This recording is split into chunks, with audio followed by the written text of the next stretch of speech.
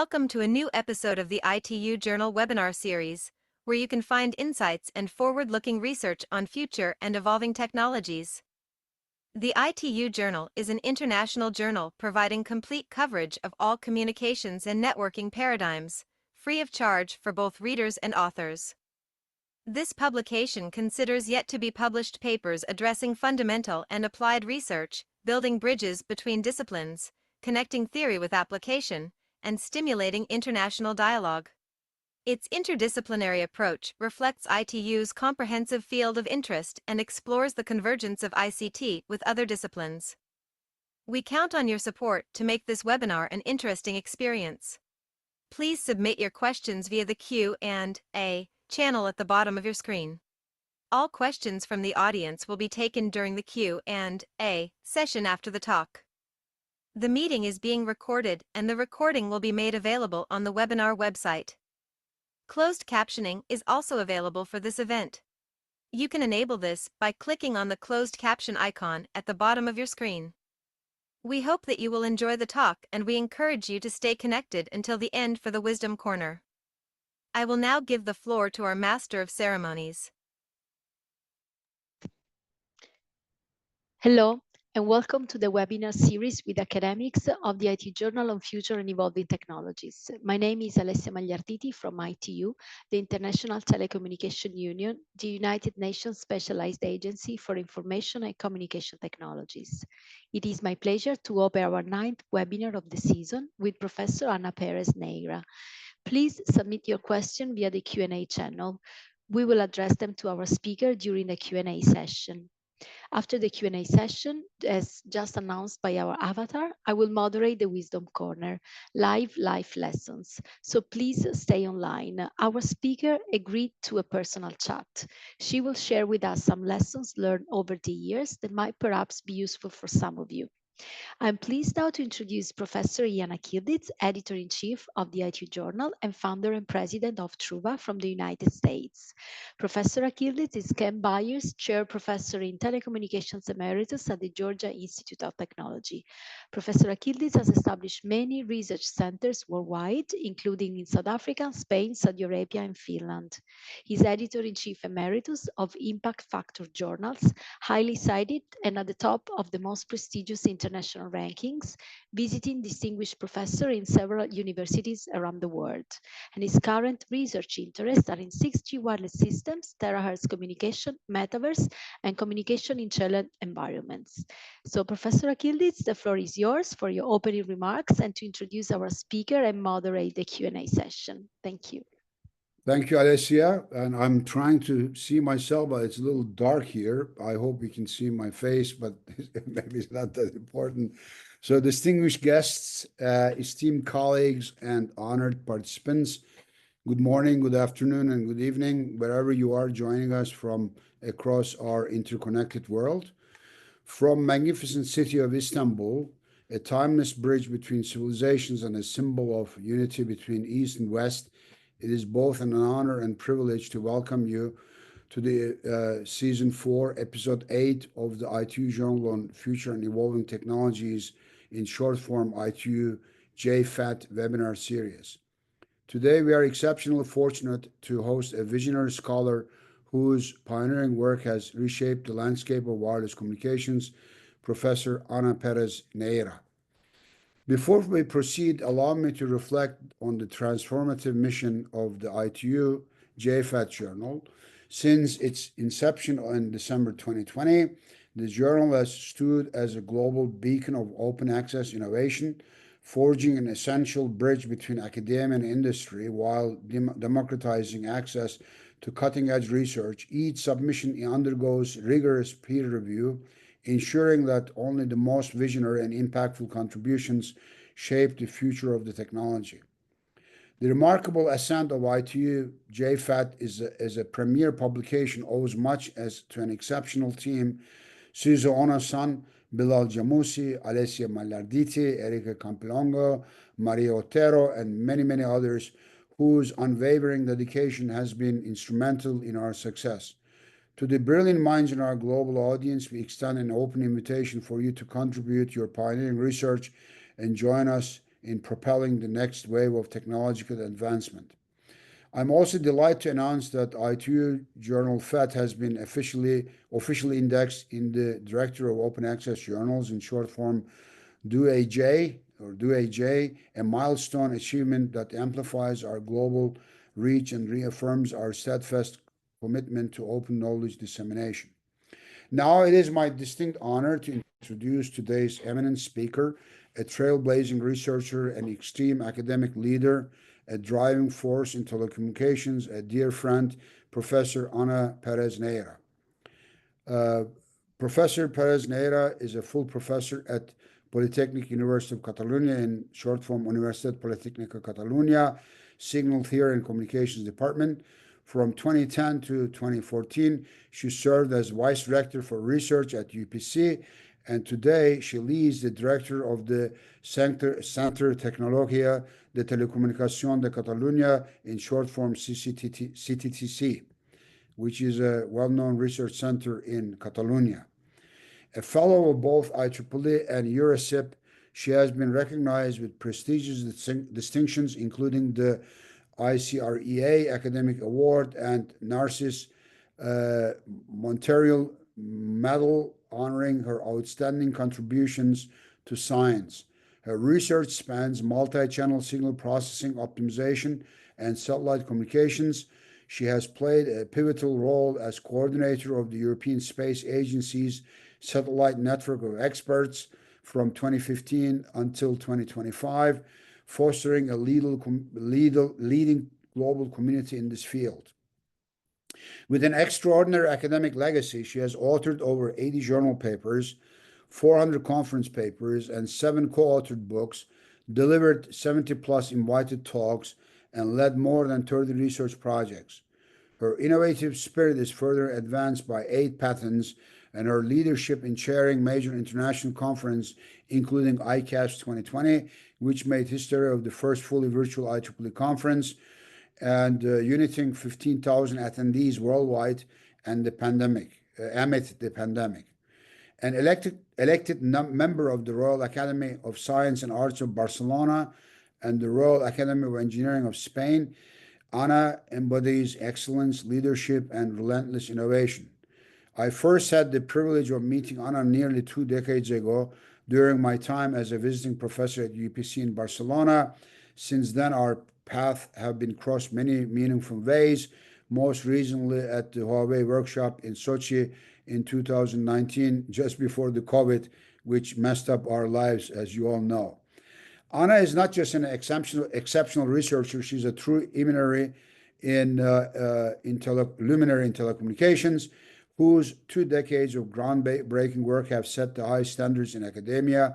Her relentless pursuit of excellence ensures that her contributions remain at the forefront of technological evolution. Dear Ana, today we are truly privileged to have you with us. Your insights will undoubtedly inspire new paradigms, challenge inventions, and ignite the minds of future innovators. Ladies and gentlemen, please join me in extending a warm and resounding welcome to Professor Ana Perez Neira. Ana, it's yours. Thank you, Ian, for the invitation and for this very, very nice introduction. Let me share my screen.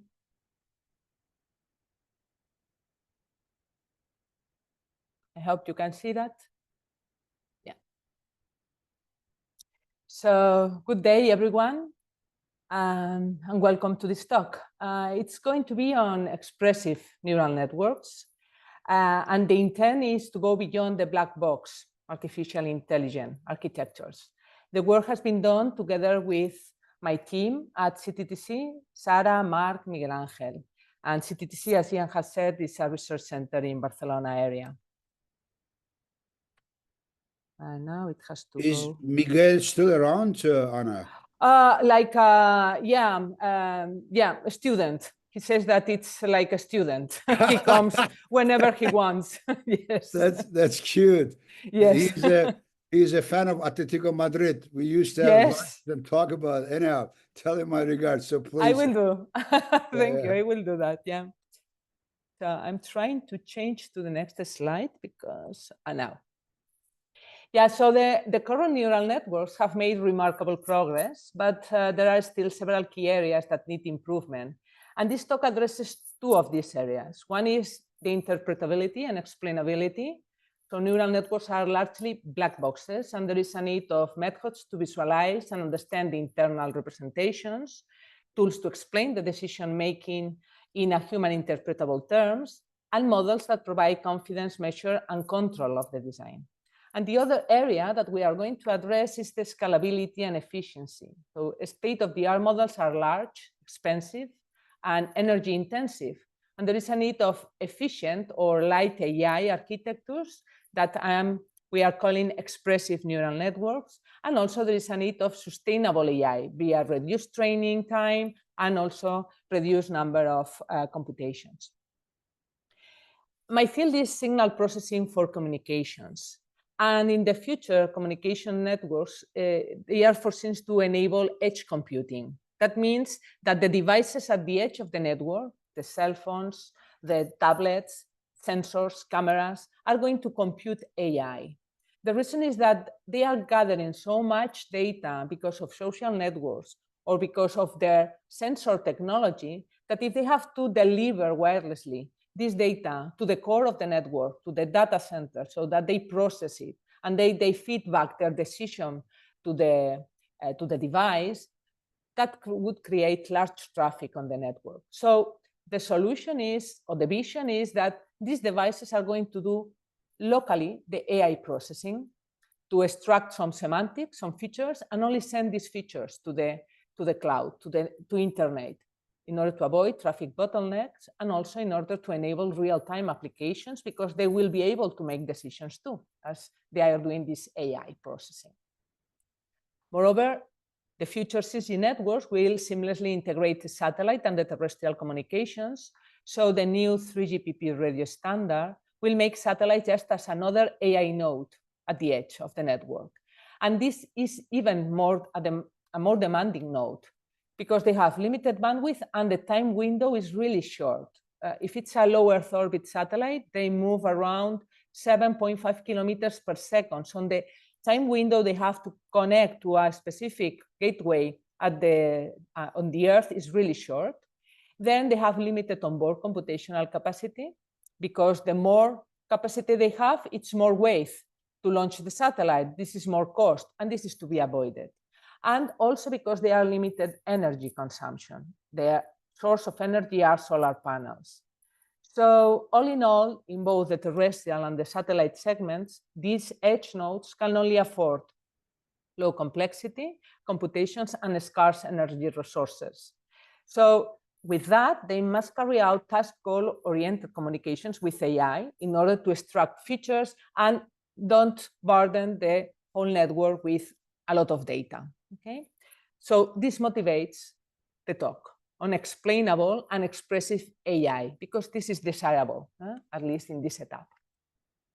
So my talk is going to first introduce the expressive neuron. We call it expressive neuron. It is a DCT-based neuron. DCT stands for Discrete Cosine Transform. Then I will explain why the DCT, because it has very nice properties for function approximation, for learning a nonlinear function, and I will illustrate that with a non-trivial example about blind source separation of nonlinear coupling. Then I will use this expressive neuron to build up an expressive neural network. I will explain why it is expressive, why it is more explainable than other solutions, and then I will compare it with state-of-the-art neural networks through 3 different applications, and then I will come to the conclusions. So the starting point is the perceptron, right? It was devised by Rosenblatt in the 60s, and he was trying to mimic a biological neuron. The input weights, the input signals, weighted by the synaptic weights. The core of the perceptron is combining them. And if this signal out of this combination goes up a threshold, then it triggers an electric signal that is communicated to the next neuron. So this activation function, this step function, was later substituted by a sigmoid, because the sigmoid has a continuous gradient, and then we can do gradient descent and nice learning for the synaptic weights and confer intelligence to the neuron, to the perceptron. And the activation function is really important, not only for the learning, but for the representation capabilities of the perceptron. It's the main difference, this activation function, with respect to any other linear filter, right? So what I'm going to explain here to introduce is make this activation function adaptive together with the synaptic weights. This is the first aspect, in order to confer more representativity capabilities to the perceptron. And then how can we adapt this function, this activation function? Well, we have to parameterize it, and we are going to use the discrete cosinus transform to model this nonlinearity. This is the innovation that we introduced, and this is the so-called expressive neuron. And I'm going now to explain about the DCT, because this neuron comes from the signal processing perspective completely. So why the DCT? If we have this sigma, which is a nonlinear function, the x domain needn't to be time, is any x, okay, any value. And if I want to represent this function, I can use the discrete Fourier transform. I compute it, I get some coefficients. As the axis is not time, the coefficients needn't to be frequency. It's just the Fourier transform domain. These coefficients allow me to reconstruct sigma, okay, with the, well, it should be the IDFT. This is the expression that you're familiar with. The thing is that this sigma hat is an approximation of the actual sigma. Why an approximation? Because the DFT is assuming that the signal repeats periodically. And in this repetition, there can be abrupt changes. And these abrupt changes cause that some of the Fourier coefficients have high magnitude, because there is an abrupt change, so it's like a high frequency, right? A high term that should be represented by the DFT coefficient. If we want to avoid these abrupt changes and maybe then make better or obtain better coefficients, we can do some transformations to the sigma, to the function. So we have this nonlinear function that we want to represent, but before doing that, we translate it, consider that has even symmetry, then we double the range, the input range. And then if we compute the discrete Fourier transform coefficients, we obtain that they are much less. The energy is concentrated in less number of coefficients, because the periodicity that it's assuming, the DFT, is now smooth. There are no so many abrupt changes, right? So with this manipulation of the signal, because I am representing the same function sigma, right? I have high energy compunction in the Fourier domain. The coefficients are ordered, that's important, higher to less. They come naturally with this order. There is low computational complexity because I double the range in the X domain, I half the domain in the Fourier domain, right? So I have half of the coefficients. And important, I can control the mean square error with respect to the number of unused coefficients. So if I only take Q1/2 coefficients, the error that I am incurring when representing the sigma is the one that you have here. This is the power error. So with this translation and symmetry that I have enforced to sigma, and I compute the DFT, this is the resulting expression. There is no exponential anymore. The even symmetry results in a real Fourier transform with Fk real coefficients. Well, to this expression, it has a proper name. It's the discrete cosinus transform. So it comes from the DFT doing these small changes to the initial signal to gain in this efficiency of concentrating the energy of the now well, Fourier coefficients or discrete cosine transform coefficients. In fact, the DCT is familiar to all of you. You use it for any YouTube, any Netflix, any video in Instagram, TikTok. They use this DCT because the DST is used in MPEG, in JPEG standardization to compress any video or images. And it is so efficient in energy compression that maybe with 1% of the whole image or the whole video, you can reconstruct it in your mobile, in your TV set, without noticing any degradation. So it's really a star application. And maybe because of this success, the other uses of DCT have been forgotten. And we retake them. And this is what we are going to do right now, to use it to represent the nonlinear activation function of a neuron. Okay? With the difference, or with the important aspect, that the coefficients of the DCT, we don't know them, we are going to learn them.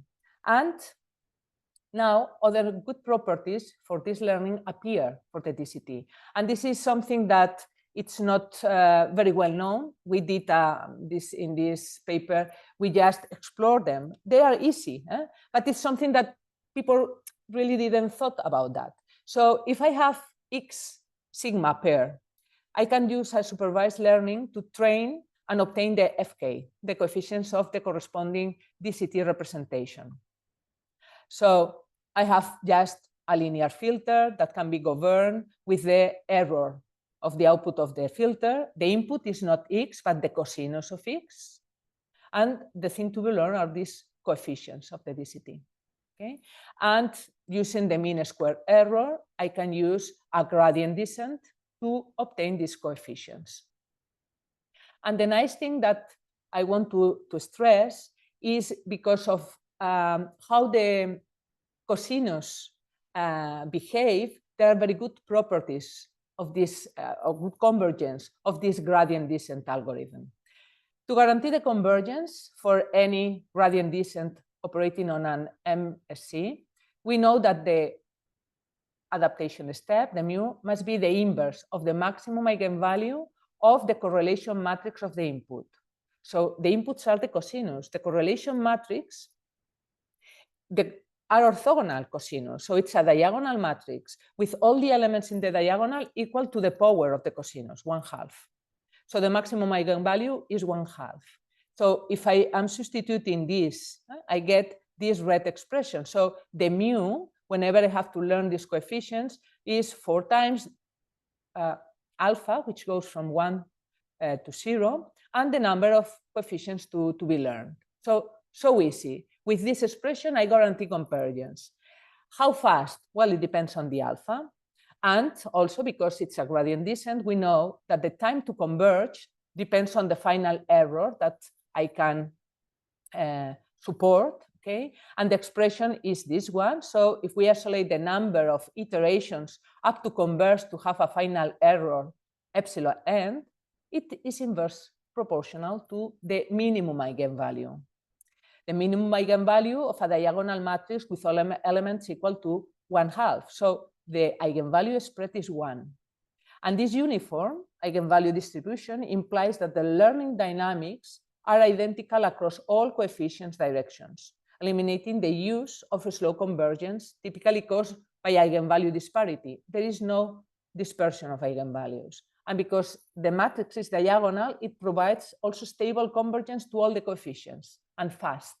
And that's really important. We control very much the learning. Okay? If we further work out this expression, because we are using an stochastic gradient, least mean squares, then we obtain this final expression, which depends on the minimum error in our approximation, which we can also control because it depends on the coefficients of the DST that we are not considering. Some examples. Imagine that we use the DCT to approximate this orange curve, which is a compounder. Compounder is used in acoustics. It amplifies, or in audio, the low values, amplitude values, okay?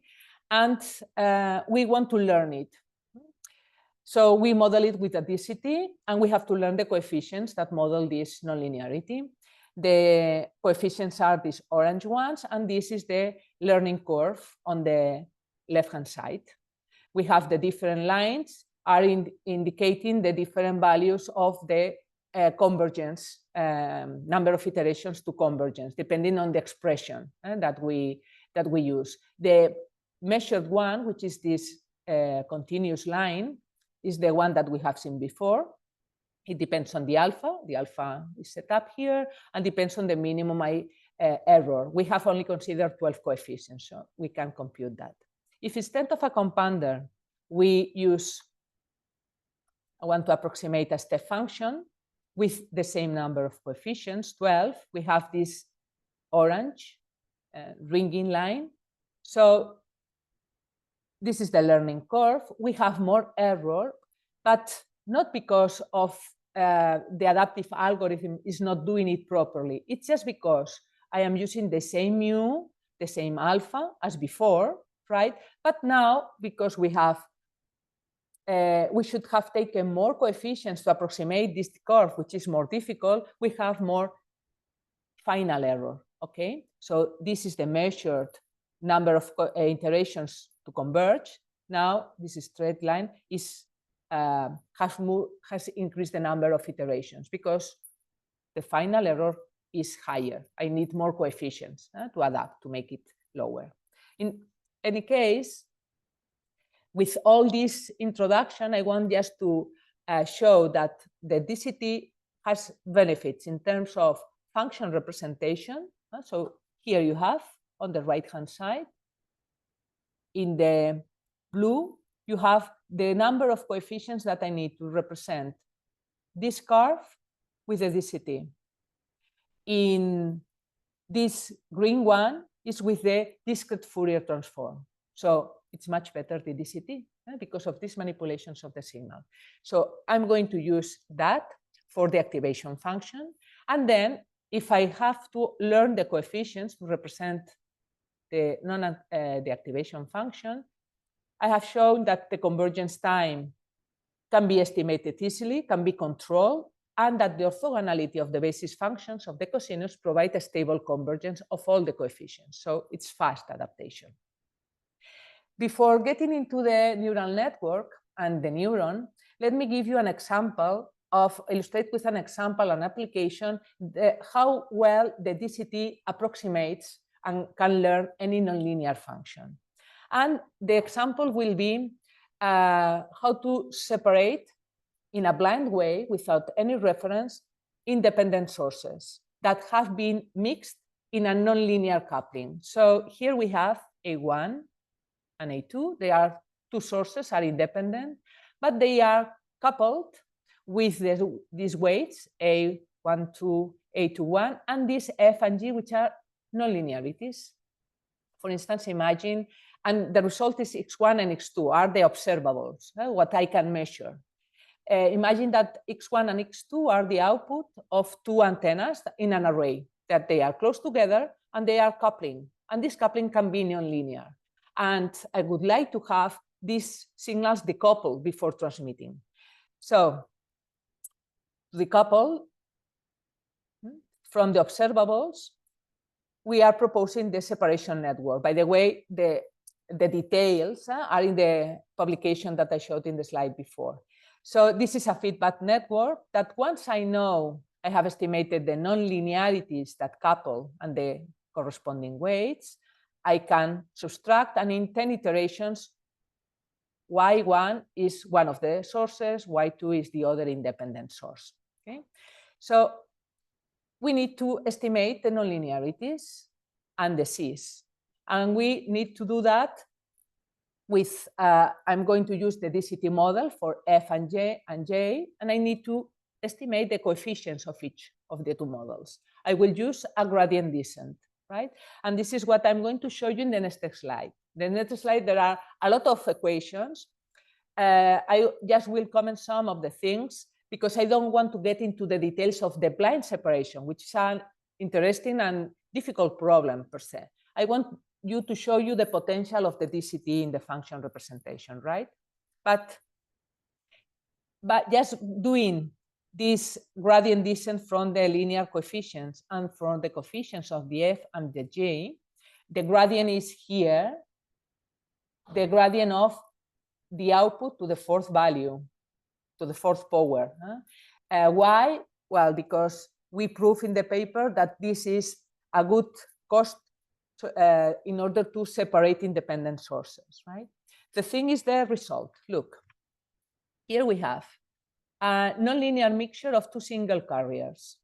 This is the compounder that is mixing, and the expander, the F and the J, that are mixing the two tones. These are the outputs, the observables, mix 1 and mix 2. And from them, without any help, just imposing that the fourth power should be minimized, I want to decouple them.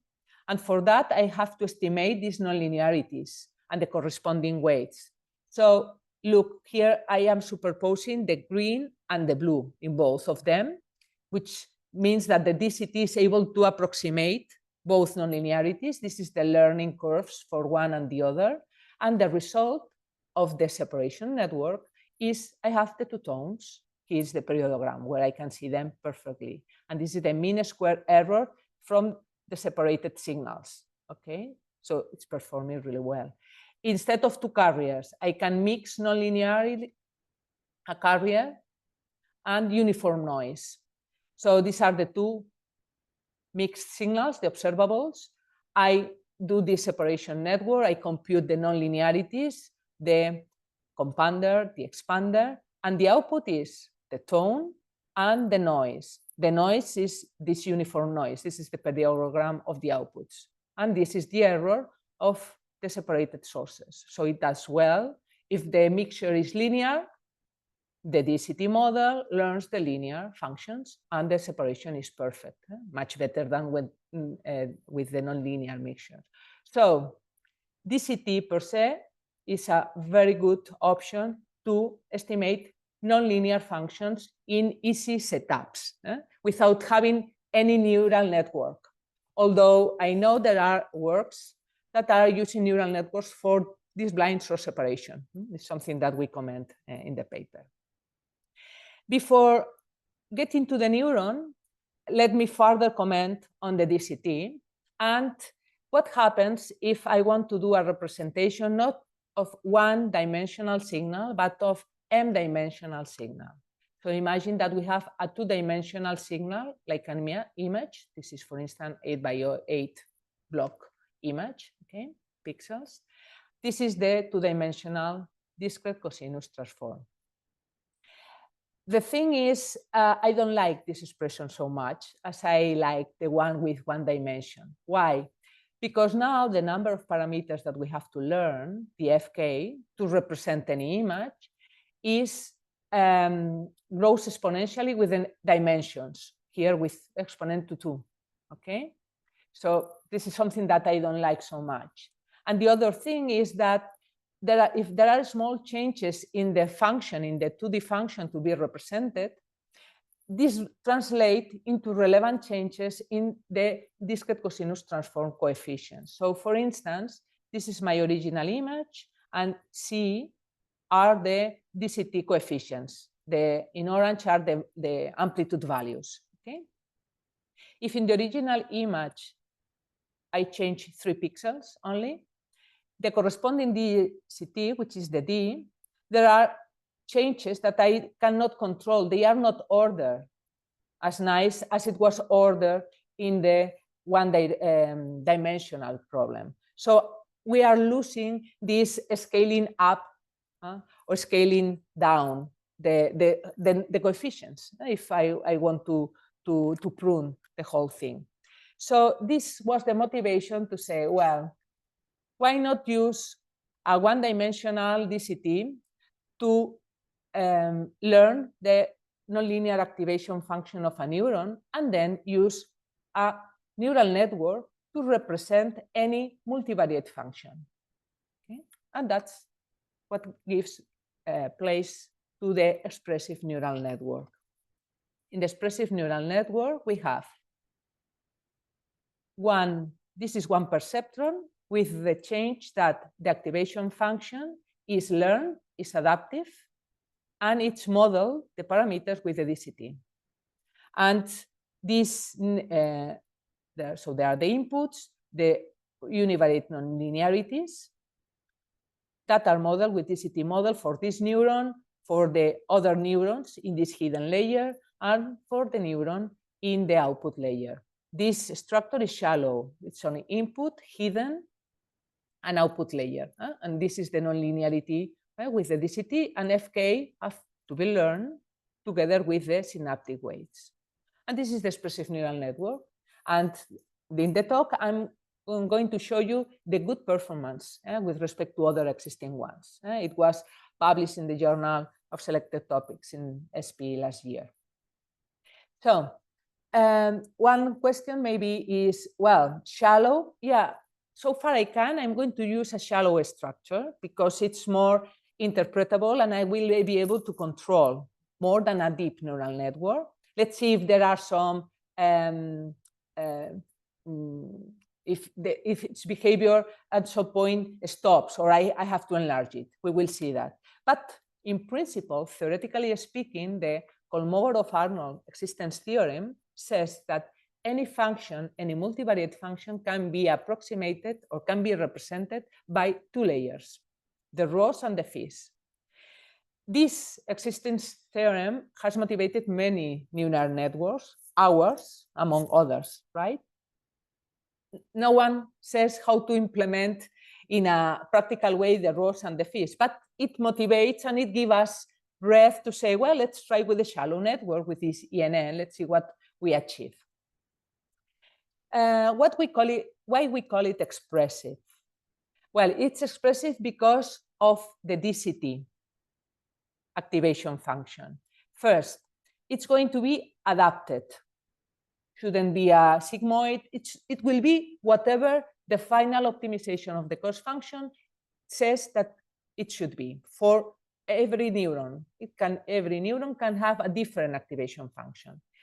Then it's easy to parameterize because as they concentrate so much the energy in the DCT representation, we have seen that with setting the number of coefficients fixed to 6, we have more than enough to represent any function. Even we can prune it. So it's not a parameter difficult to set. And very interesting, the DCT offers a periodic extension of a function representation. So here we have the blue is the sigmoid. If the input range goes from -1 to 1, our DCT is representing or approximating a sigmoid. But if the input range changes, then we have activation functions that differ without changing the DCT, okay? Just changing the input range. I will show you how this change in the neural network, okay? So this gives a lot of expressiveness to the same number of coefficients, the same coefficients in the DCT, okay? And that helps that a small or shallow expressive neural networks can capture high nonlinear relationships. This is an example. I will come to that later on. I call it, well, I call it Mickey Mouse. It's a classification map, binary classification map. And I make the ENN to learn this map, this classification. And the results that I am obtaining just with one hidden layer, shallow network, with only 6 neurons and 6 coefficients per neuron to approximate the activation function allows me to represent this classification map. I will show you later on, okay? Because this expressiveness of each of the neurons can do very difficult mappings. What about the explainability or the control of the ENN to understand it properly? Well, the bump, as you have seen, of this neuron is key. In general, the response, the bump is the response of the neuron with respect to the output space. The input range of the bump is determined by the synaptic weights, and the orientation is also determined by the synaptic weights. So imagine a perceptron with the ReLU. That's the a usual setup. The synaptic weights are the A's. So depending on the A's, this ReLU will have different orientations, and the input range where it is applied also depends on the synaptic weights. What we are incorporating is the bump, the shape of the bump, to give it more expressive, to make it more expressive through this nonlinear adaptive activation with the DCT. So the ENN, we can understand it in this shallow network as a weighted sum of bumps. We have the inputs, imagine it's 2-input neural network. And then these are 4 neurons in the hidden layer, and these are the input, output of the neuron mapping. See how the synaptic weights are included in this plot. So there are different orientations. Then we have the output layer, the rest of the neuron. And these omega weights are giving different relevance to each of these mappings. So at the end, we have this global response. And then also the NN learns the output nonlinearity. And this is a specific case where we learn this binary classification map that we have here, okay? Only with these 4 neurons. So the output activation in the ENN is also adapted. It will be a step function if the final goal is classification, or a line if it's regression. It will be learned automatically. We don't have to set it up beforehand. Okay? And of course, the more coefficients, the steeper will be the curve in the separation of 2 classes. So this step function with 20 or with 12 depends. But in any case, it's steeper than a sigmoid. How we initialize the ENN? The linear weights or the synaptic weights in the hidden layer, the A's, are initialized to provide bump diversity. So cover the whole 2P radiance with all the different orientations are covered. This is the case where we have 1, 2, 3, 4 neurons. So try to cover in this initialization all the possible directions. Then the expressive neuron, the DCT, are initialized with lines, the coefficients. And finally, the linear weights in the output layer are initialized uniformly to give the same relevance to all the bumps. So there is no secret. It's everything very mechanical, straightforward. About the training procedure. So by default, the expressive neural network is trained with mean square error because we are going to use it mainly for representation of function of any dimension, and with the stochastic gradient, with the least mean squares. And we will train the parameters with backpropagation, both those in the expressive neuron, the coefficients of the DCT, and those of the synaptic weights. And we will benefit from the properties that we have seen when adapting the coefficients of the expressive neuron of the DCT. The power is 1/2 because of the cosinus. It's really simple to normalize the gradient and to guarantee this convergence. For instance, we have here the gradient update of the output neuron of this that should be either a line or a step function. Okay, these are the coefficients of the corresponding DCT for that neuron, approximate that step function or line.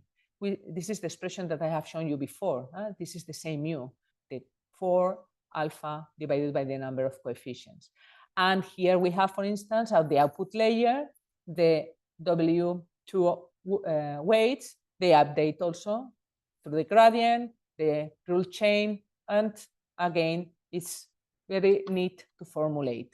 So this approximation of the DCT is really fine.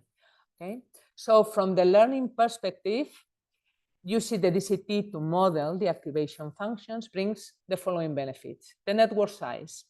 The number of parameters in the network grows linear with the number of neurons, because each neuron only needs a small number of coefficients to model the activation, the corresponding activation function, and this Q, due to the energy compaction of the DCT. Backpropagation, so the tuning algorithm can be implemented because the DCT coefficients are real and they are ordered in decreasing magnitude. So if we see that at some point they are negligible, we can disregard the rest of them. That's really convenient and practical. And besides, I have shown that there are analytical closed-form solutions for the backpropagation training. The gradient behavior, so the basis functions, the cosines, are real and bounded, which prevents exploding gradients. And also, since the Fourier representation creates a periodic function, which doesn't saturate, it also prevents vanishing gradients. And finally, the task adaptability of the whole network, this last neuron. The output nonlinearity is automatically adapted depending on the task, classification or regression, without changing the loss function. Okay? One consequence of this explainability or control of the network is that it's easy to prune, easier than others. So imagine here that we have the goal is to represent, to do the classification with this, well, 4 white bar classification map, right? Binary map. And for that, this is the outcome that you have here on the right-hand side. And we have used a shallow network with a hidden layer of only 4 neurons.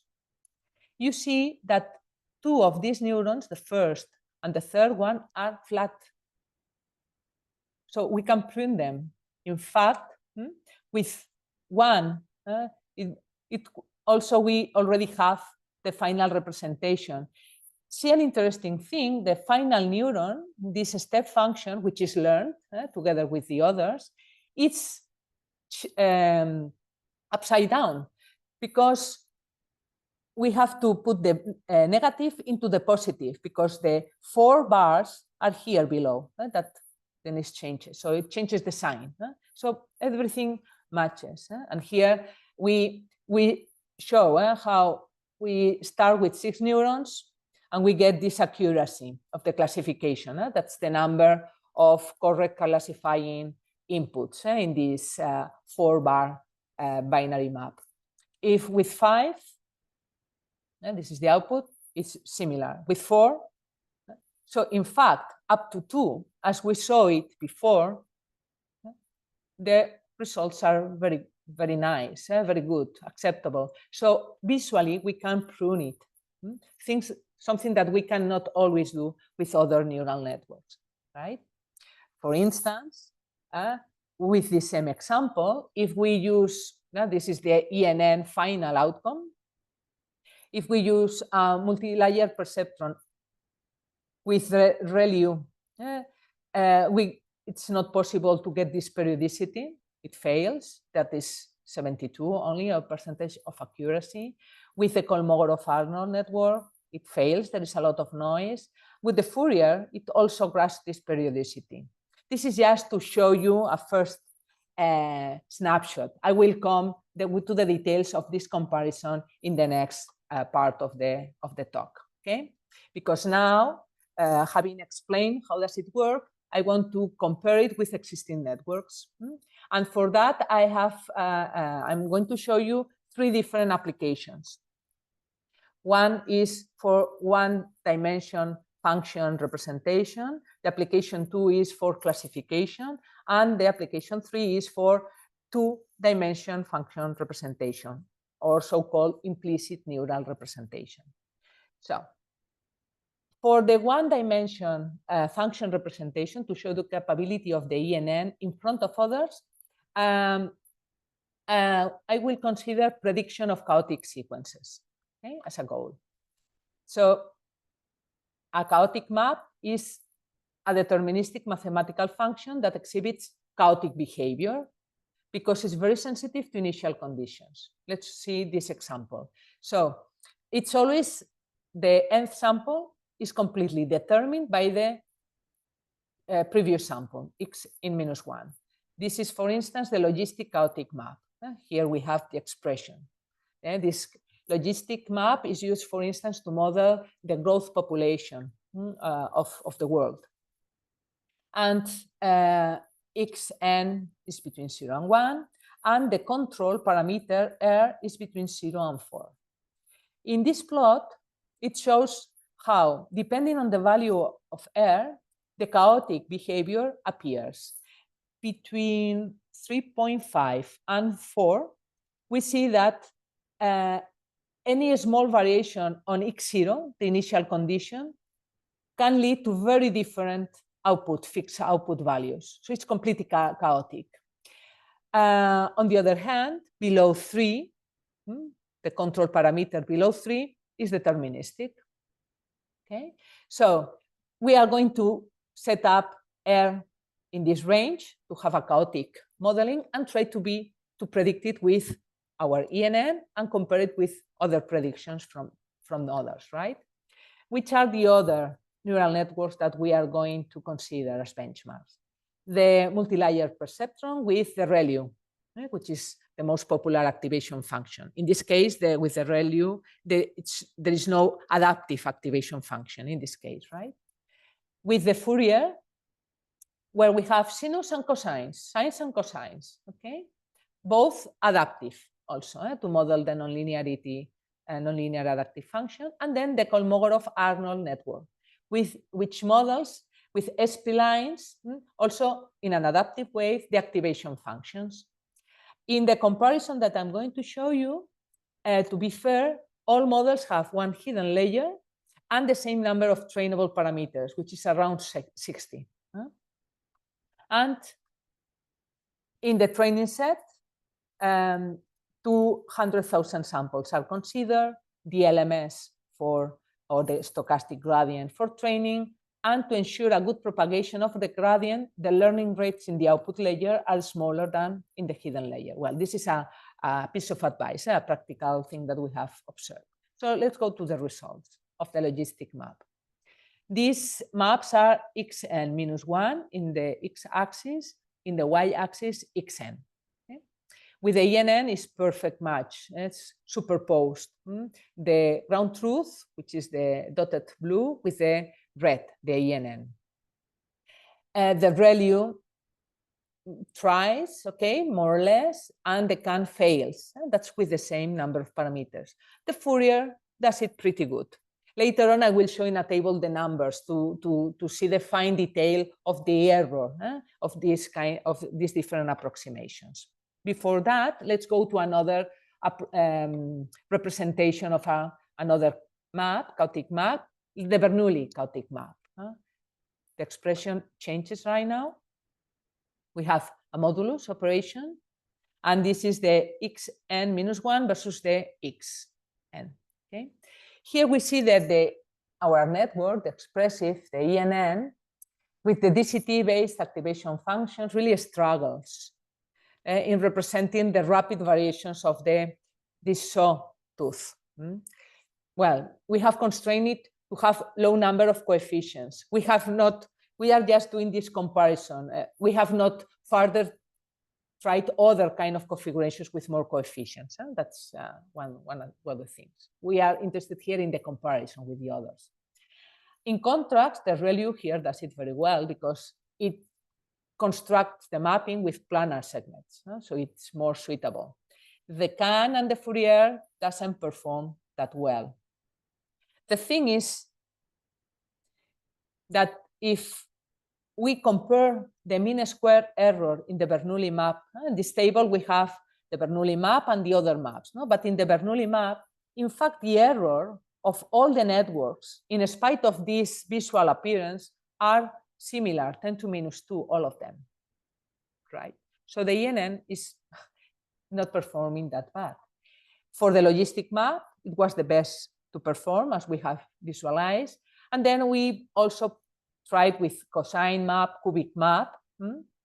Only in the cubic map, it seems that the CAN did it better than our network, but it is also worth noticing that the ENN has less hyperparameters and a simpler configuration than the Kolmogorov-Arnold network, okay? And it's easy to interpret, okay? So there are these kind of trade-offs. This is for one-dimension function representation. Okay, we see the goodness of our network. Let's go to classification. And in this classification, we are going to do the following comparison.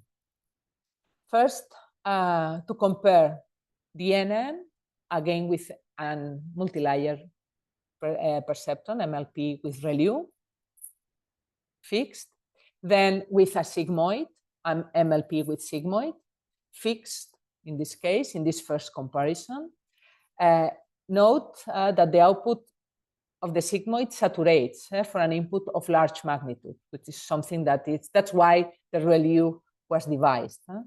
And then we will compare it also with MLP, where the activation functions are approximated with a DCT, but with fixed coefficients trying to implement a sigmoid. The only difference with the sigmoid is that as it is modeled with the DCT, the function is periodic and doesn't saturate. In the comparison, all models have one hidden layer and the same number of neurons, 6. And in this first comparison, the ENN is the only one that adapts the neuron. Okay. Well, these are again the training set and the test set. Okay, I'll go to the solution, to the examples. In the classification table, here we have 8 different binary maps of different order: 1, quadratic, cubic, more than cubic, more and more difficult. And here we have the ReLU, the sigmoid, the periodic sigmoid, and the expressive neural network. In the first one, the ReLU, this is fit, this separation map, this classification for it. This percentage is the number of correct classifications and the probability of the accuracy or correct classification. But as we increase the difficulty of our classification map, binary classification map, we see that the ENN behaves very similarly, keeps up without increasing the number of neurons, without increasing the number of coefficients to model. The others begin to crash. Okay. Of course, and here you can, for instance, visualize in the last one, the Mickey Mouse appears again, which is the final map that is learned by the ReLU.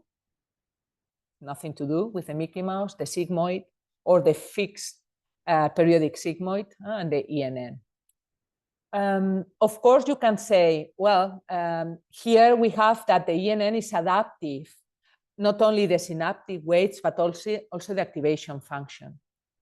If we did that in order to also to put, to stress the interest of adaptive activation functions in general, right? If we then do a more fair comparison and compare our ENN with other networks that adapt the activation functions, all of them around 70 trainable parameters, so the complexity is the same. Well, the ReLU is as before, doesn't adapt, no? But then we have the Kolmogorov-Alnov that adapt the activation functions with splines, and the Fourier with sines and cosines. We see that the Kahn and the Fourier, they see that there is something more than a donut, but they fail, and this is the accuracy. Okay. So how can we understand our ENN? Imagine that we want to classify with this donut map, binary again, and we use one hidden layer with 2 neurons. Neuron 1. In the first row, we have the input, output of the neuron, and the red and the green lines are the input range.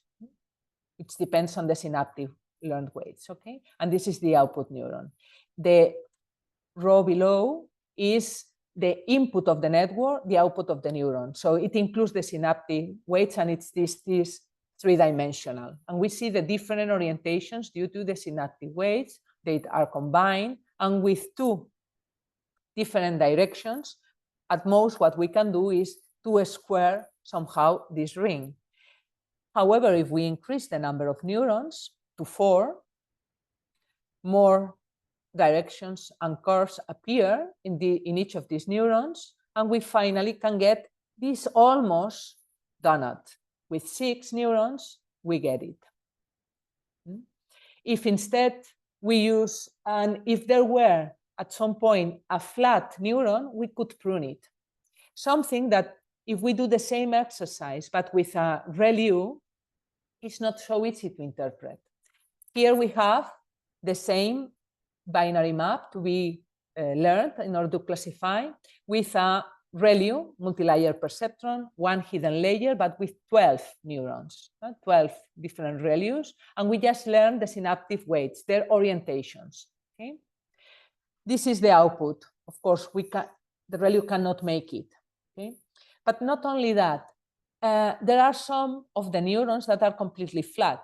This third one, or for instance, the 9th neuron. We could say, well, we can disregard and prune them. It's not like that, because the ReLU, this means that we are working in the negative part of the ReLU. They are stuck, so the whole MLP, it's stuck in these local minima.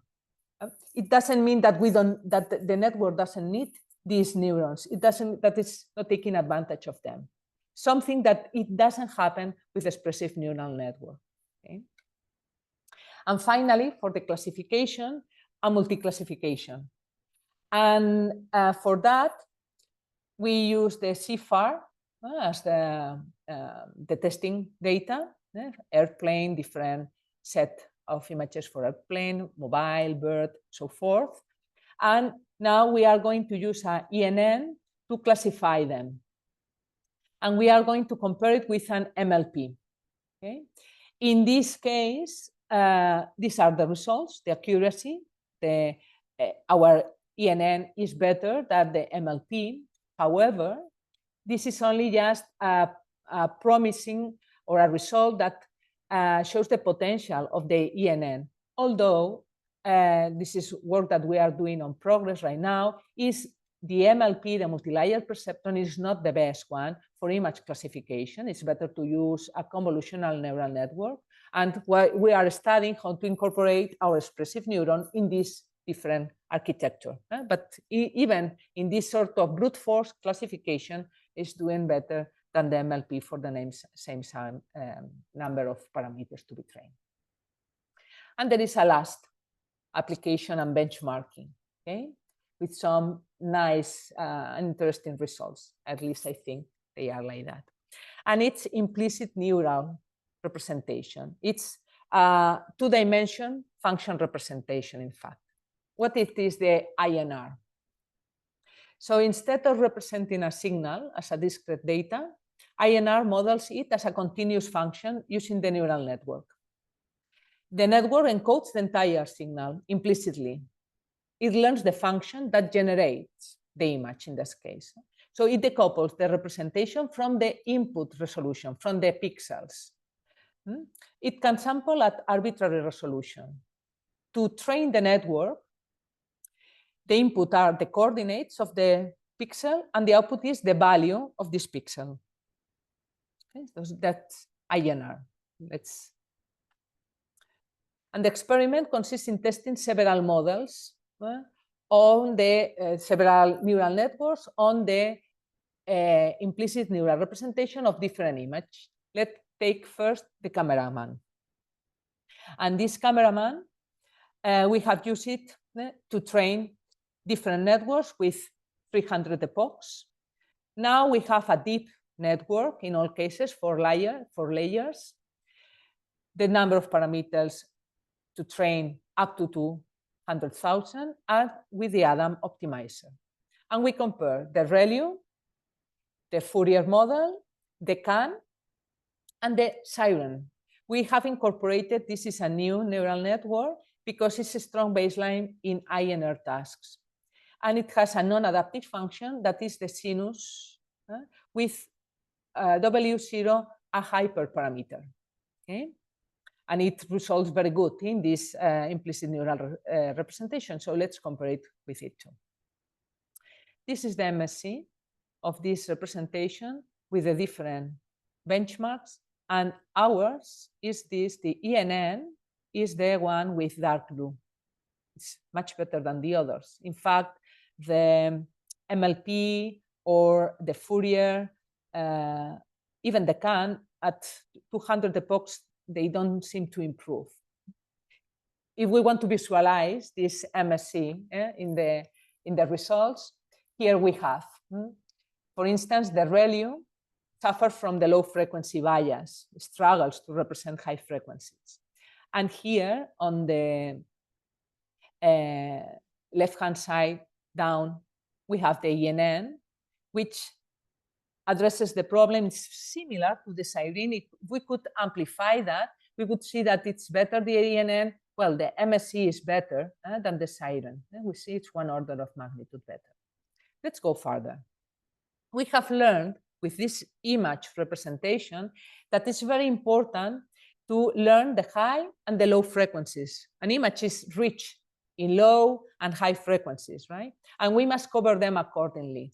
So we use, if we visualize the ENN that whose results I have shown you before, and take from the first layer the input-output of 2 neurons, neurons that have converged, the same for the second, the third, and the fourth layer.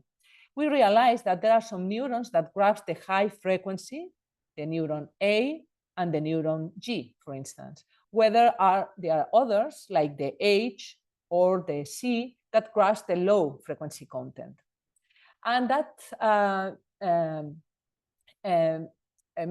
make us to think, why not to try to integrate the low and high frequencies from the start, help the neurons to tell them, you are going to learn frequencies, right? Not a whole function approximation. So let's see what we did. In our ENN, we restricted the activation function with the DCT representation to have only 1 coefficient. They only had to learn 1 coefficient. So the activation function will have this expression. And the Q is the frequency, which is going to be between 1 and R. In practice, between 1 and 9, it was enough for the images that I'm going to show you. So there are no more to learn in the DCT, in the neuron. Each neuron handles a distinct frequency range. So it specializes on a frequency. And there are then less trainable parameters, because then the DCT coefficient is absorbed into the linear wave of the synapses. Then we also are proposing some novel way to initialize the weights. Okay, so they are going to be uniform distributed, minus T, and T should be that such the variance of the output of each of the layers is 1, and this can be computed as it is shown here. But let's go to the experiment. Now we are going to use neural networks of 3 layers only. Okay, less number of parameters as before, and we are going to use our ENN with 1 coefficient, 1 for each neuron, for each DCT. This is the mean squared error that we get, the blue one. It's really very good behavior in front of the other 2 for the same number of parameters.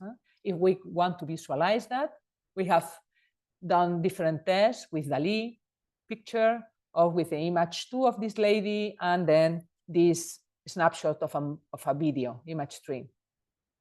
For the DALI, here in the left down corner, we have the ENN with this randomized 1 coefficient DCT. Okay, see that it's similar, maybe the serine. If you amplify that, the texture of the skin, the details of the skin, you can see them better than in the siren. So it really performs well. For the lady, this picture has many sharp transitions in the pattern, clothing of the subject, and the texture of the background, in the furniture. So it's a complex picture. And we see that the ENN, the ENN that we are devising, performs much better. So the texture, for instance, of the furniture. This is the original image on the right-hand side, much better than the others. And finally, if this frame, which is just a snapshot of a movie, where there are we took it to have a model on different data statistics. Again, the ENN on the down left corner in front of the true image of the siren. It's maybe visually, maybe we cannot see some of the differences, but you have seen the MSE is really much less. And here you have. So in all cases, it's much less than the others for the same number of computations. It's very impressive. And well, and you can use these INR applications for super resolution. Although you train your image with an n by n image resolution, you can then be able to reconstruct the image with S by S, with S being higher than n, or image in painting. Although you train an image with missing pixels, you can restore these pixels. So this is the ENN reconstructing an image of this resolution, but it has been trained with an n by n resolution, not with 2 plus. We compare it with a double resolution, it's very similar. And if we train it with some erased pixels, the ENN can reconstruct it perfectly. And with that, my talk comes to an end. So I have just showed that DCT can provide a strong theoretical framework for function representation based on the signal processing principles, with a very nice learning of its coefficients. So it's very useful to represent the activation function in an adaptive way for a neuron. We call it expressive neuron. Then we use this expressive neuron in a multi-layer perceptron architecture to obtain the ENN, which is expressive, means that same performance with less number of parameters. It's more affordable, and explainable, which is easier to control and tune the parameters. And now the ongoing work is to use this expressive neuron in other architectures, as I have commented before. So that's all on my side. And thanks a lot, Anna. It was very informative and excellent presentation. Thank you. And there is one question, but before I ask that one, I hope that there will be some more questions put in the Q&A box. In the meantime, I can start the questions, and I hope that more questions will show up. So the first question will be on the efficiency and scalability. And as you mentioned that ENNs may reduce the model size, do they sacrifice any generalization capabilities compared to traditional deep networks? How do they perform on out-of-distribution or adversarial examples, for example? We haven't tested for in adversarial scenarios. The sacrifice, the first question, if we sacrifice everything in the generalization, well, in the last examples were a deep architecture. It was more than one layer, right? Because it was what the application, right? So, but in any case, when compared with other networks with the same number of layers, the number of parameters were less in any case because of this expressivity of the DCT, right? Yeah, yeah. So we are not losing, okay. In fact. So then I have also another question about, given that large language models rely heavily on scale, could ENNs be integrated into hybrid architectures? For example, using ENNs for feature extraction and LLMs for reasoning? Yeah. Or are they fundamentally competing paradigms? No, they are not competing. So we just studied in depth with the multi-layer perceptron architecture, but we want now to explore other architectures, and they are not competing at all. So we think this is another conception of the neuron, and let's see how far it goes to put it into a transformer architecture or a CNN or a recurrent neural network. So that's what we are now starting to do. Yeah. Okay, good. So then another question is about the signal processing and AI synergy. That is, classical signal processing emphasizes sparsity and energy compaction. Does ENN inherently promote sparsity in activations? And if so, could this enable new compression techniques? Yeah, that could do. So the pruning that I have commented is that visually it's easier. So when a neuron is not active, it's really flat. If the neuron is with the DCT model is stuck in a local minimum, it's not flat. It's has a slope.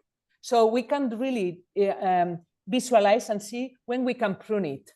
So in that sense, it can compact the computation. But furthermore, what we want to do but now this is going to be done when we put it into a convolutional neural network structure, how the DCT compression can help in the compression of the image and extracting of the features. And well, our intuition says that we are in the good track, but well, we have to work it out. This the intuition, yeah. And also related to that, you mentioned this about ReLU-based networks, but here's the question that since DCT, Discrete Cosine Transform, is widely used in image and video compression, like JPEG, right? And could ENNs naturally excel in multimedia tasks compared to ReLU-based networks? You put some comparisons, but what do you want to add to this? I don't see if I understand the question. So it's like the DCT is widely used in image and video compression, right? And if you have multimedia tasks, right, all of this image and video, integrated cases, and then the ReLU case. So is it better, or in other words, will it have better applications in this type of environments? That's the question. It's a very high level question. So I would go back to the last answer. So intuitively, we may have compression benefits somehow within the neural network if we use the DCT. And that can then extrapolate to coping with multimedia. But we don't still know how, well, I cannot answer you further because, Yeah, that's fine. So I just want to know about this. And another question is about overall for future cases. What are the current limitations of ENNs? Are there tasks, for example, autoregressive generation, where larger models still outperform them? Well, yeah, but they are not competing, right? This is just a very starting point of a very limited architecture.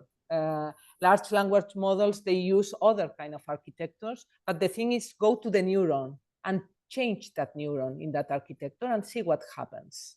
Right. So we foresee the spirit is try to reduce the number of computations, easy the training, and control what is happening somehow, at least visually. But that's it's not competing at all with LLM. We are just at the starting of the whole path. And also a related question is about, can these ENNs inspire new training paradigms? For example, maybe I missed that in your presentation, replacing backpropagation with iterative signal reconstruction methods. Like backpropagation, you did not mention anything, or did I miss it? Yeah. So we use backpropagation to learn also the coefficients of the DCT model. All right. And we take advantage of the good properties of because the DCT, the kernels are cosinus. They are ortho, they have power 1/2, and this helps to learn in a fast way at least these coefficients. So, but we are learning them with the backpropagation, the whole setup. Okay, so if we can use other learnings, but why? Or we should. It's another topic. Of course, that's just I'm throwing in some questions. Yes, please. That's nice. You should, So actually, there is only one question still by Hesham Al-Bakuri. I hope he's still around. So he says, he's asking, have you looked at neuromorphic computing and its applications in the edge? Yes, I like a lot the idea of neuromorphic computing. In fact, I try to merge it with the ENN. The thing with neuromorphic is it's difficult to to formally, it's more for the analog and circuit representation, but to do signal processing on them is very incipient. But I'm looking at that because for instance, in the DCT, there are cosinus. So it's a sort of frequency modulation that we are using somehow, or frequency encoding. And the neuromorphic, they are doing PPM, pulse position modulation. So try to mimic things and try to what I can learn from the neuromorphic model and put it into the ENN. So the answer is yes, I have looked it up, but so far there are different ways. And of course, in terms of energy consumption, the analog neuromorphic is much more efficient. But we cannot control it. And also the sensors should be also, the input should be from neuromorphic sensors. So it's another field, interesting also. This is another way to focus the whole thing. Okay, so I'm still waiting for some questions, but unfortunately, no other questions are coming. So I'm also thinking to ask one more question at least, or is it one here? Still one question, right? And anyhow, so if we look at this INRs, I have also many questions about, and just a simple question for you. How do they differ from explicit representations, the implicit neural representations? What is explicit representation? Like images, 3D shapes, etc., right? I don't like INRs use neural networks, as you say here, to represent data like images, 3D shapes as continuous functions. It's the same. And explicit representations store discrete samples like pixels and meshes, right? It's the same. So the same. We are interpolating somehow, right. Learning the object or the image in order to interpolate for the mixing pixels. So it's the same. Right. Yeah, okay. It's the same. It's the same. And one more question I can ask you. Again, so here's again a general question. Yes. What are, you worked with INRS cases, right? What are the challenges of training INRS? The challenges. Like spectral bias, neural nets prefer low frequencies. Yeah. So convergence and balance of detail versus smoothness. You're right. Yeah. So that's So there is a bias. We saw that in the different layers of the network, the high frequency, the more layers, the more high frequency could be able to be represented, right? And from that, where we thought, okay, why don't we simplify our ENN so that each DCT just has one coefficient and focus on one frequency, so that with the neurons we have more rich a spectrum of frequencies to be learned. And that's what we did with the random ENN, just to focus on different frequencies, each neuron and each layer.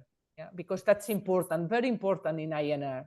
In fact, the siren, which is the other neural network that is very successful, is trying to do that, although the frequency is not learned. It's a hyperparameter that you have to set up from the beginning, and we learn it. Thank you, Anna. It's very nice. I enjoyed the Q&A session also, and as well as your presentation. And I wish there will be more questions from the audience, but at least we have one from our friend Hisham. So Alessia is already here. So Alessia will take over for life lessons. And maybe we should remind the audience that these questions were not given to Anna before. So that's all spontaneous questions. And I hope you will enjoy her life lessons. So Alessia, please go ahead. It's yours. Thank you so much, Ian, and thank you, Professor Anna, for your excellent presentation. So we now move to our Wisdom Corner, live life lessons, which aims at offering a unique and special angle to this series of webinars, so adding a personal touch. So I would start with my first question. Looking back on your journey, what is the most valuable life lessons or even failure that you have encountered that shaped your path, and how can this lesson inspire or guide those attending the webinar? I would say you must like what you do. It's the only way. It's the only way to recover when you are doing something wrong and you get up again, and you must work a lot. So there is no other mystery but work a lot, and the only thing to work a lot is to enjoy your work. That's the summary. So simple, and then you don't pay so much attention to comments of others. You just work on what you want, and that's the thing. That's the main thing. I think that otherwise you cannot spend so many time. Can you share? Do you remember any failure that you believe you had in your career, and an example if it comes to your mind? I try to erase them. Yeah. Failure. Well, maybe failure, or sometimes some hard lesson. Well, a hard lesson, maybe sometimes you ask yourself to put a very high level, okay? And when you don't get it, you get angry. Sometimes I have been my first enemy, in the sense that bad times have been created by myself more than by the others, right? And I have learned that this should be forbidden. This should not be like that. So I have learned from myself that bad times, so you have to treat yourself well. Although you must be ask yourself a lot, you must be happy with yourself. Yeah. So the bad times, I have created them myself. Yes, many times. Yeah, thank you. In your opinion, which areas of study and telecommunications field hold the most potential for future researchers? Are there any emerging trends or groundbreaking topics that excite you and you would recommend students to explore? Yeah, it's telecom, it's my field. I commented it at the beginning of the presentation. All these edge computing, so AI on very simple devices and wirelessly, because they will have to share computation. I have not talked about that, but well, how to share. The wireless media can help to compute. So there is a new physical layer there. Other thing is that the standards go that way, but in terms of research, there's a new area there. And then, looking at the space, I am always thinking that the space computer is coming somehow. So I think that overall now there are a lot of trends, new trends in telecom, but this over-the-air computing and edge computing and the satellite part, the satellite computing, I think there's a lot of things to be done there. Yeah, I encourage people to go there. To go there, to study that. What key advice would you give to young professionals aspiring to build a career in academia or research? In your experience, what essential skills or qualities contribute the most to succeed in these fields? You must like studying. Yeah, that's important. Studying For sure. And like to meet peers. Because conferences, traveling is an important part of the academic life. Yeah, more than you realize. When you don't have it, you realize that it's part of the whole exchange of ideas and a whole fun. So these two things, I would say. Excellent. And what first inspired your passion for your field? Do you remember how did you turn this interest into a meaningful career? Well, it was by chance. So yeah, I was, yeah. Most of speakers say that. Yeah, but it's well, it's true. The telecom school was close to my home. And then I knew that I wanted to study something related to maths or physics. Okay, I know that. Yeah. And then, yeah, I saw that, why not? And I must admit that at the beginning, that was in the mid 80s. My background was nothing about computer. I have not programmed at all. I have not touched any circuit. That was not this technology training before. And I must confess that the first year was really tough. I thought, what I am doing here? I don't know how to, yeah. So that's why it's important to like studying and to be curious and say, well. Absolutely. That's, be curious. Very important. Thank that's you. It. Yeah, no, please. Your vocation is something that you can build. This is something I would like to say. There are exceptional people that they are born with they know what they want to be in life, but the most majority don't, and it's something that you build along your life. Once you know more and more and more, your sensitivity grow and grow and grow, and that builds up your vocation, and then you are fun with that topic. Fully agree. That's so true. Yeah. And my last question, among your career achievements, is there one particular contribution, whether professional, personal, that has a profound impact on you or on others? And what makes this accomplishment particularly meaningful to you? In terms of professional career, when I got the tenure, I think that was, well, it was another stage. Then things change. I think that everyone should get the tenure because your life changes. And in terms of academic achievement, research, when I began to get familiar with the satellite segment and began to work with European Space Agency projects, then I like that very much, this niche. And then I got some first big project, and then I got a good result, and then I built on that. That's the thing. Great. Thank you so much. Thank you very much for sharing your experience and providing some advice. Ian, for our closing. Thank you, Alessia, and thanks a lot, Anna. I hope to see you again when I come back to Barcelona. Yes, tell me. Yes, I will, yeah. And so again, enjoy the evening, ladies. And also we thank the audience for listening to us and hope to see you next week. We have Osvaldo, right? Osvaldo Simone. Yes, correct. And so that will be another exciting webinar. So we have 2 more to go. And another one is Navid Nikain from ENNs. So then the season will be over. So thank you again, and enjoy the evening. Ciao. Thank you so much. Thank you, everybody. Thank you, Anna. Thanks a lot. Bye-bye. Bye.